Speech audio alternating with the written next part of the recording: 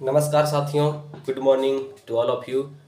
तो आइए आज की चर्चा हम लोग प्रारंभ करते हैं। बहुत ही सारगर्भिक तरीकों से, बहुत ही सटीक तरीकों से चीज़ों को समझने और अपने जीवन में उतारने का प्रयास करेंगे, क्योंकि हम लोग पढ़ रहे हैं इंडियन कॉन्स्टिट्यूशन एंड पॉलिटी। और जब तक आप कॉन्स्टिट्यूशन नहीं जानेंगे, भारत की पॉलिटी नहीं जानेंगे, तो आप एक अच्छे नागरिक और एक अच्छे पॉलिटिशियन, एक अच्छे दार्शनिक, एक अच्छे विचारक, एक अच्छे कहे तो स्पीकर नहीं बन पाएंगे।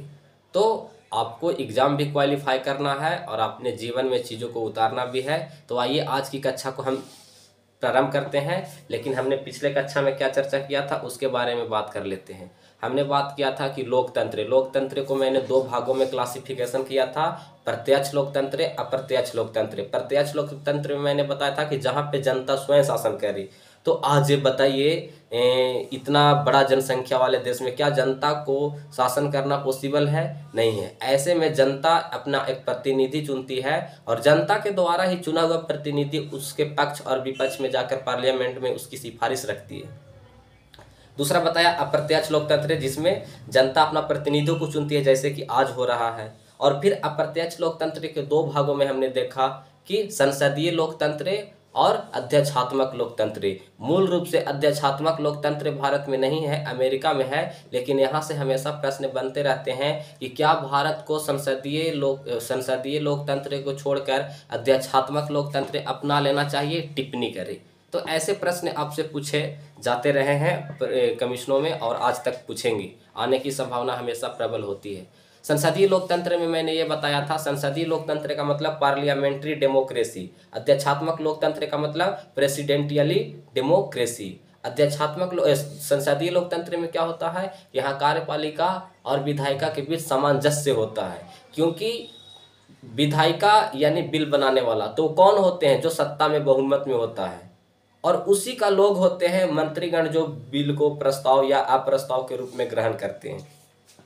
तो इस चीज़ को आपको समझना होगा। जबकि आप वहाँ देखिएगा अध्यक्षात्मक अमेरिका वाले कॉन्सेप्ट में, तो वहाँ कार्यपालिका, न्यायपालिका और विधायिका तीनों अलग अलग होते हैं, क्योंकि वहाँ प्रेसिडेंट का चुनाव ऑल ओवर जनता मिलकर करता है। लेकिन क्या हम राष्ट्रपति को अपने से चुनते हैं? नहीं चुनते हैं। हम अपने प्रतिनिधि को चुनते हैं, हमारा प्रतिनिधि जाके चुनता है। यानी जो राष्ट्रपति का चुनाव होता है वो एकल संक्रमणीय पद्धति के द्वारा होता है। तो आपको इन सब चीज़ों को समझना होगा, मैंने आपको बताया था। फिर मैंने आपको बताया था कि सरकार का जो 3 अंग होता है बिल बनाने के संदर्भ में, ये विधायिका, न्यायपालिका और कार्यपालिका। कार्यपालिका का 2 कॉन्सेप्ट है, 2 अंग है। एक राजनीतिक कार्यपालिका, दूसरा प्रशासन कार्यपालिका। प्रशासन कार्यपालिका जो होते हैं अस्थायी होते हैं, जिसमें आईएएस आईपीएस ब्यूरोक्रेट्स लोग आते हैं। और राजनीतिक कार्यपालिका में मैंने आपको बताया था ये अस्थायी होते हैं। इसमें मिनिस्टर ऑफ काउंसिल यानी मंत्रिमंडल आता है, क्योंकि इन लोग का कार्यकाल अधिकतम 5 वर्षों का होता है। अतः इन सबों को हम क्या कहते हैं? अस्थायी कहते हैं। तो मैंने यहाँ तक बात इस सब चीज़ों के बारे में किया था। और फिर मैंने ये भी बात किया था कि पूर्ण बहुमत से जिसकी बहुलता होती है उसी को सरकार, वही प्रधानमंत्री बनते हैं। और अपने मंत्रीगणों में से सब लोग एक व्यक्ति को खड़ा करते हैं कि हमारा प्रधानमंत्री ये है। जैसे आप मोदी जी के कॉन्सेप्ट में देखें, तो आपसे प्रश्न हमेशा, जो प्रश्न का प्रवृत्ति है हमेशा हर तरह के एग्जाम में आप देखिएगा, तो ये जो प्रधानमंत्री से कॉन्सेप्टेड कलेक्टेड जो पॉइंट है, प्रधानमंत्री को लेकर हमेशा प्रश्न पूछने के उम्मीदें बहुत प्रबल रहती है। जैसे मैं प्रश्न गढ़ देगा यहीं पे कि प्रधानमंत्री का कार्यकाल कितना होता है। ऑप्शन ए 5 वर्ष का, ऑप्शन बी 6 वर्ष का, ऑप्शन सी 4 वर्ष का, ऑप्शन डी नन, इनमें से कोई नहीं। अधिकतर जो भी एस्पेरेंट है मार्क आते हैं 5 वर्ष का, जबकि उसका क्लैरिटी क्लियर नहीं होता है तो वो फंस जाते हैं। लेकिन इसका वास्तविक ऑप्शन जो होगा डी होगा, यानी नन, इनमें से कोई नहीं। क्योंकि प्रधानमंत्री का बनने का कॉन्सेप्ट क्या है कि जब तक पार्लियामेंट में उसका जो प्रस्ताव बहुमत है वो अधिक है, जब तक प्रस्ताव बहुमत बना रहे, विश्वास बना रहे, तब तक वो प्रधानमंत्री के पद पर रहेगा। लेकिन उसके प्रति यदि मंत्रीगण अविश्वास प्रस्ताव पारित कर देते हैं, अविश्वास प्रस्ताव पारित करके उसको भंग कर सकते हैं, तो ऐसे में इसलिए मैं कह रहा हूँ कि प्रधानमंत्री का कार्यकाल जो है निश्चित नहीं है, अनिश्चित है। नन मतलब इनमें से कोई नहीं। तो आपको इस चीज़ को समझना होगा, और ये तभी लोग समझ पाते हैं जब क्लैरिटी के साथ पढ़ते हैं। आपका कॉन्सेप्चुअल और फैक्चुअल दोनों दम शीशे की तरह क्लियर हो। तो ऑल ओवर यहाँ तक हमने बात किया था अपने पिछले क्लास में। आज जो हम चर्चा करेंगे वो मेरा चर्चा है गणराज्य। आपको क्या पढ़ा था? जो संविधान के मूल स्वरूप और फिर मूल जो भूत उसका बेसिक स्ट्रक्चर है उसमें दिया हुआ था न्याय, है न? न्याय, अभिव्यक्ति, व्यक्ति की गरिमा, राष्ट्र की एकता। तो उसी के दरमियान आज जो पढ़ेंगे उसी के संदर्भ में वो हम पढ़ेंगे गणराज्य मतलब रिपब्लिक। इसका तात्पर्य क्या होता है गणराज्य? इसका तात्पर्य समझिए तो पता चलेगा कि इसका तात्पर्य वैसे देश से है जहां राज्य का प्रमुख वंशागुणत ना होकर बल्कि जनता के द्वारा प्रत्यक्ष या अप्रत्यक्ष रूप से निर्वाचित होता है। गणराज्य मीन्स राज्य। तो राज्य का जो मुखिया है, प्रधान है, वो वंशागुणत ना होकर उसके देश के, उस राज्य के लोगों के द्वारा, उस क्षेत्र के जनताओं के द्वारा प्रत्यक्ष और अप्रत्यक्ष रूप से उसका निर्वाचित होता है।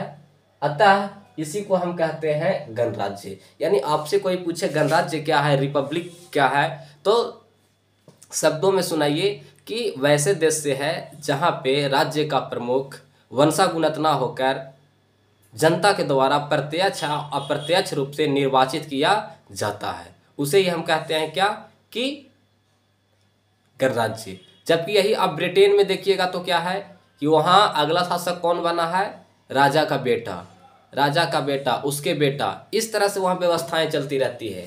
तो जब से भारत में हमारा संविधान आया है, जब से भारत एक डेमोक्रेसी बना है, हमने चीज़ों को एक विजुलाइज करके देखने का प्रयास किए हैं। तो आपको यहाँ तक समझने को आया होगा। लेकिन फिर हम जानते हैं इन सारा का उद्देश्य क्या है? उद्देश्य है न्याय, स्वतंत्रता, बंधुत्व, एकता और अखंडता आदि को बनाए रखना। तो न्याय देखिए, उद्देश्य क्या है? न्याय। अब न्याय को हम 3 भागों में देखते हैं कि क्या न्याय, देश के नागरिकों को क्या न्याय। तो हर वह देश का नागरिक जिसे सामाजिक न्याय, आर्थिक न्याय और राजनीतिक न्याय, यह तीनों न्याय मिले। भारत का हर वह व्यक्ति, उसका जाति क्या है, धर्म क्या है, उसकी वेशभूषा क्या है, उसकी रहन सहन क्या है, उसकी कल्चरल फंक्शन क्या है, उसकी रीति रिवाज क्या है, आदि सब के ध्यान में रखते हुए न्याय का अर्थ होता है कि आप सामाजिक न्याय, आर्थिक न्याय, राजनीतिक न्याय। तो इस तरह से आपको समझना होगा। आगे देखिए स्वतंत्रता, ये सारा बात लिखा हुआ है, आपको हम बताए थे, ये सारा बात लिखा हुआ है। स्वतंत्रता, इसका अर्थ क्या है? स्वतंत्रता का मतलब आपको विचार का स्वतंत्रता हो, अभिव्यक्ति का स्वतंत्रता हो, विश्वास, धर्म, उपासना आदि सब की स्वतंत्रता हो। जो भारतीय संविधान, भारतीय प्रस्तावना में ये सारी बातें हैं जो लिखी हुई है, जिसको हमें, इस चीज को हमें जानने की प्रेरणा देती है। विचार का मतलब क्या?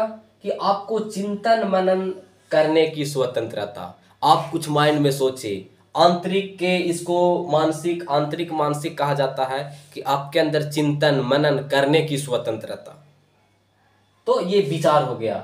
अभिव्यक्ति यानी विचारों को प्रकट करने की स्वतंत्रता। जब प्रकट करते हैं तो बाहरी वातावरण में अपने विचारों को प्रकट करने की स्वतंत्रता। ये सारी बातें हैं जो हमारे प्रस्तावना और कॉन्स्टिट्यूशन में लिखा हुआ है। मैं यदि अभी बोल रहा हूँ तो मेरा जो विचार है आपके सामने जा रहा है। तो मेरा विचार अभी क्या है कि मैं चीज़ों को आपको बता रहा हूँ कि अभिव्यक्ति क्या है। तो अभिव्यक्ति का मतलब वह हर नागरिक, वह हर व्यक्ति जिसको यह स्वतंत्र है कि वह अपने विचारों को प्रकट करे बाहरी वातावरण में। आगे देखिए विश्वास। आप किसी चीज को विश्वास करते हैं, किसी विचारधारा को अपने इच्छा अनुसार अपनाए जाना।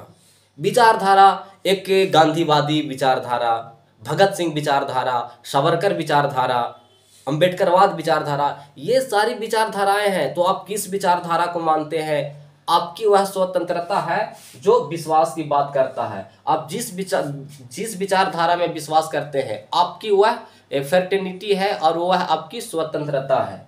आगे देखिए धर्म, किसी भी रिलीजन या धर्म को स्वीकार करने की स्वतंत्रता।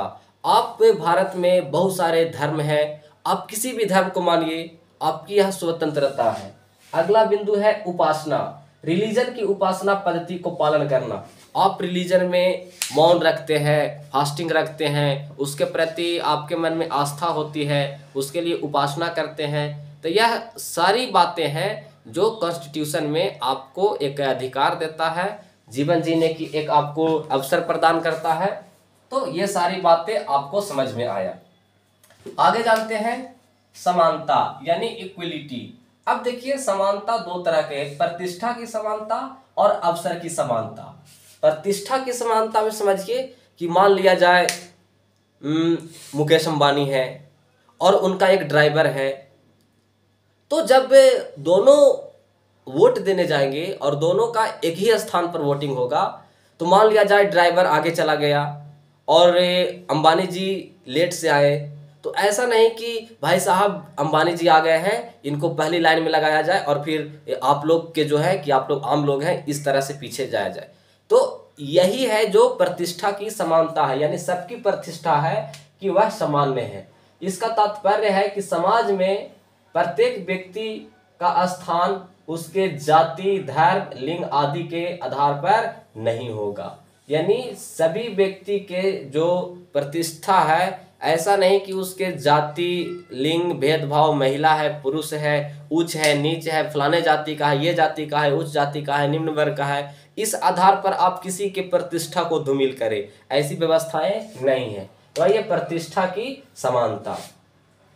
इसका और अर्थ जान लीजिए कि जाति, धर्म, लिंग के आधार पर किसी को हीन और श्रेष्ठ भी नहीं किया जाएगा। यानी यह सारे बातें हैं जो संविधान में प्रस्तावना में कहता है कि भले ही इसको व्यवहार में लोग नहीं उतारते हैं, आज भी हीन भावना आदि सिस्टम कहीं ना कहीं बनी हुई है, लेकिन आज लोकतंत्र है। जब से 26 जनवरी 1950 को संविधान लागू हुआ, जब से भारत एक डेमोक्रेटी बना, और उसके पहले आप जानते थे कि भारत में क्या शासन चलाने की व्यवस्थाएं थे, निम्न वर्ण, उच्च वर्ण, फलाने धर्म में ये धर्म होता था। लेकिन आज हम लोग एक बहुत ही सौहार्दपूर्ण अपने जीवन को बिताते हैं। यहाँ पे कोई निम्न वर्ग नहीं, कोई दलित ब्राह्मण नहीं, यहाँ पे सिर्फ और सिर्फ हम लोग एक नेशनलिटी के दिमाग से सोचते हैं, एक राष्ट्र हित के विचारधारा को सोचते हैं।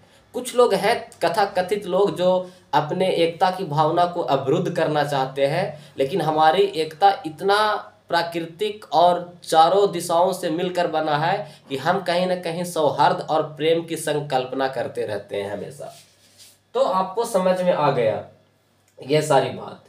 अवसर की समानता, अवसर की समानता में देखिएगा तो समाज के प्रत्येक लोगों को विकसित होने की स्वतंत्रता, यानी भारतीय संविधान में कहा गया है अवसर की समानता। हर वह व्यक्ति जो अपने अंदर वो क्वालिटी रखता है कि नहीं मैं कुछ करूँगा, तो उसके लिए अवसर की समानता होती है। आज जैसे में आप जानिए गवर्नमेंट जॉब, जितना भी सरकारी जॉब लोग करते हैं, उसके लिए सरकार अवसर देती है, और जब अवसर देती है तो वो अवसर की समानता है कि उस सेक्टर में जाने पर भी जाति, लिंग और धर्म आदि के आधार पर आप भेदभाव नहीं करेंगे।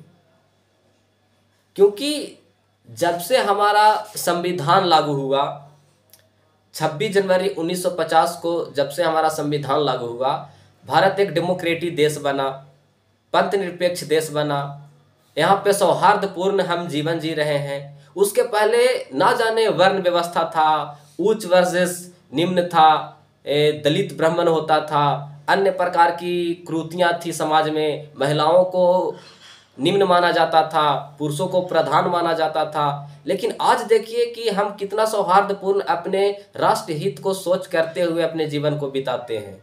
कथा कथित लोग बीच में कुछ होते हैं कि राष्ट्र की भावनाओं को कमजोर करने का प्रयास करते हैं, लेकिन हमारी राष्ट्र का निर्माण ही चारों दिशाओं से इस कदर हुआ है कि हम जब भी सोचते हैं राष्ट्र हित में और राष्ट्र के सौहार्दपूर्ण जीवन हेतु सोचते हैं। तो चीज़ों को आपको समझना होगा। तो आइए आगे देखते हैं। अब फिर है व्यक्ति की गरिमा। व्यक्ति की गरिमा मतलब इसका तात्पर्य प्रत्येक व्यक्ति को मानवीय गरिमा से परिपूर्ण जीवन प्रदान करना संविधान का उद्देश्य है। कि भारत में वह हर व्यक्ति जिसको मानवीय जीवन, यही वर्ड आपको समझना है, मानवीय गरिमा, उसकी एक गरिमा है कि हम परिपूर्ण रूप से अपना जीवन को व्यतीत करें। तो ऐसे में आपको ये बात भी समझ आई होगी। और एकता क्या देखते हैं, एकता मीन्स यूनिटी। एकता एक मनोवैज्ञानिक संकल्पना है जिसका अर्थ है नागरिकों के बीच एक होने की भावना। अब सोचिए जरा कि एकता हम लोगों में कहाँ से निकल के आती है। तो एकता हमारा माइंड पिकअप करता है। एकता एक मनोवैज्ञानिक सोच है। जब हमारे अंदर एकता की भावना आता है तो हम जाति, धर्म, मूल्य आदि को भूलकर हम सौहार्द का बात करते हैं और एक सुंदर और संपन्न देश निर्माण करने की बात करते हैं। क्योंकि यह संविधान जब 26 जनवरी 1950 को लागू हुआ तो यह सारा हम लोगों को अधिकार देने का काम किया। एकता को बाधक पहुंचाने वाले तत्व कौन कौन से हैं जो एकता के बाधक पहुंचाते हैं? तो जातिवाद, संप्रदायवाद, क्षेत्रवाद। देखते होंगे कि कभी बहुत उत्तर versus south, north versus south होता है, ईस्ट वेस्ट होता है कि वो दक्षिणी भारत का है, उत्तरी भारत का है। बहुत सारे ऐसे मैं देखा हूँ सोशल मीडिया में कि बिहारियों को तमिलनाडु में बहुत उनके साथ अभद्र व्यवहार किया जाता है, सिर्फ और सिर्फ इसलिए कि वो मतलब हिंदी बोलता है, बिहारी है। बहुत है, गुजरात में कुछ दिन पहले देखे बिहारियों को खूब कुटाई हुआ। तो ये सारी बातें हैं जो हम लोगों के क्षेत्रवाद के नाम पर टकराने का काम करते हैं। लेकिन हमारी एकता जो है, एकता एक मनोवैज्ञानिक सोच है जिसके कारण हम सौहार्दपूर्ण जीवन जीने का और एकतापूर्ण जीवन जीने का, भारत को एक संपन्न राष्ट्र बनाने का विचार हमारे अंदर उत्पन्न होता है। और इसका अवरुद्ध यानी इसका बाधक, कोई क्षति पहुंचाने वाले जो कारक होते हैं, जातिवाद, संप्रदायवाद, क्षेत्रवाद। कुछ दिन पहले मैं देख रहा था कि तमिलनाडु में एक बिहारियों को खूब कूटा जा रहा है, फिर क्या हुआ, गुजरात में कुछ बिहारियों को खूब कूटा जा रहा है। तो ये क्षेत्रवाद की भावना है जो हमारे राष्ट्र हित को मजबूत करने में एक बाधक है। तो इन चीज़ों को हम लोगों को समझना चाहिए और इसको जानकर ख़त्म करना चाहिए। हालांकि इसके लिए जो सरकारें हैं अन्य तरह के कदम उठा रहे हैं और कुछ तथाकथित लोग हैं जो इन सब चीज़ों को अवरुद्ध करने हेतु उसका विचार होता है। लेकिन हम भारतीय लोग अपने हमेशा इस चीज़ को बनाए रखते हैं। दूसरा है अखंडता, इंटीग्रिटी। अब देखिएगा कि अखंडता एक भौगोलिक संकल्पना है जिसका अर्थ है भारत का क्षेत्र या भूभाग इससे अलग ना हो। आपको समझना होगा कि एकता और अखंडता में क्या है। अगर दोनों एक ही होता तो इसका प्रस्तावना में लिखने का उद्देश्य क्यों होता? अगर अखंडता और एकता दोनों एक होता तो इसको क्यों लिखा जाता 2 बार प्रस्तावना में? तो इसके पीछे समझने का प्रयास कीजिए कि अखंडता जो है एक भौगोलिक क्षेत्र का विशेषता है, यानी एक भौगोलिक परिदृश्य का निर्माण करता है ताकि हम पूरे देश के लोग एक साथ रहें। और एकता जो है एक मनोवैज्ञानिक सोच है, वो ऑटोमेटिकली हमारे समाज, हमारे देश, हमारा मूल्य के आधार पर निर्धारित हो जाता है कि हमें एकता और सौहार्द के रूप से रहना है। भले कुछ लोग होते हैं जो जातिवादी, क्षेत्रवाद और अलगाववाद फैलाते हैं और अलगाववाद फैला के कोई लोग होता है कि पंजाब को खालिस्तान बनाना चाहता है, कोई लोग होता है कि क्षेत्र के आधार पर कहता है कि मुझे देश बना दिया जाए। तो इन सब चीज़ों को हम लोगों को समझना होगा। तो अखंडता का बेसिक डिफरेंस यही है कि इसका जो तात्पर्य है वो भूभाग और क्षेत्र से है कि भूभाग और क्षेत्र हमारे देश से अलग ना हो जाए। तीसरा है बंधुत्व। बंधुत्व का अर्थ है कि भारत देश का वह हर निवासी होने के कारण हम सभी को बंधु भाव भाईचारे के दृष्टिकोण से रहना चाहिए। तो आपको इन सारी बातों को मैं बता दिया, यानी प्रस्तावना के जो मूल बातें थी उन सबों को मैंने बताने का प्रयास किया। और आगे जो हम लोग जानेंगे वो जानेंगे कि प्रस्तावना का जो आलोचनात्मक टिप्पणी होती है वो क्यों होती है, क्यों बना हुआ है। क्योंकि हमारे देश में 26 जनवरी 1950 को संविधान लागू हुआ। भारत एक डेमोक्रेटिक, पंथ निरपेक्ष और लोकतांत्रिक देश बना। उसके पहले जब संविधान नहीं लागू हुआ था तो वर्ण व्यवस्थाएं थी, निम्न वर्ण, उच्च वर्ण आदि होते थे, बहुत दलित ब्राह्मण भी होता था। लेकिन महिलाओं को निम्न माना जाता था, पुरुषों को प्रधान माना जाता था। लेकिन आज हम लोग देखिए कि किस तरह से सौहार्दपूर्ण अपने जीवन को व्यतीत कर रहे हैं। तो ऑल ओवर यह संविधान की बहुत अच्छी उपलब्धियां हैं, जिसके कारण हम जीवन को जी रहे हैं और लोकतंत्र के मूल्य को, लोकतंत्र के सिद्धांत को समझ रहे हैं। स्वतंत्रता, आर्थिक स्वतंत्रता, राजनीतिक स्वतंत्रता, यह सारी उपलब्धियां हमें हासिल हुआ है, क्योंकि भारत एक संविधान से चलता है और बहुत ही विकट परिस्थिति में संविधान का निर्माण हुआ था। जब हमारा देश आज़ाद हुआ था तो हमारे समक्ष सबसे पहले यही चुनौतियां था। अंग्रेज भी कहते थे कि क्या भारत सौहार्दपूर्ण रह पाएगा जहाँ पे इतना जातिवाद, धर्मवाद, क्षेत्रवाद, अलगाववाद है। उसके बाद भी हम भारतीयों ने अंग्रेजों को यह दिखलाया कि किस तरह से एक साथ और सौहार्द की पूर्ण भावना के साथ रहा जाता है। हमने कॉन्स्टिट्यूशन निर्माण किया, कॉन्स्टिट्यूशन में सभी को एक अधिकार दिया, चाहे वो ब्राह्मण का बच्चा हो या दलित का बच्चा हो, सौहार्दपूर्ण एक बेंच पर रहकर पढ़ता है। यही संविधान की खूबसूरती है। उसके पहले अब देखिए कि होता था, महिलाओं को निम्न माना जाता था, पुरुषों को प्रधान माना जाता था। तो ये सारी व्यवस्थाएं हैं जो हमारी संविधान की खूबसूरती प्रदान करती हैं। हमारी मुलाकात होगी नेक्स्ट क्लास में। Thank you all of you.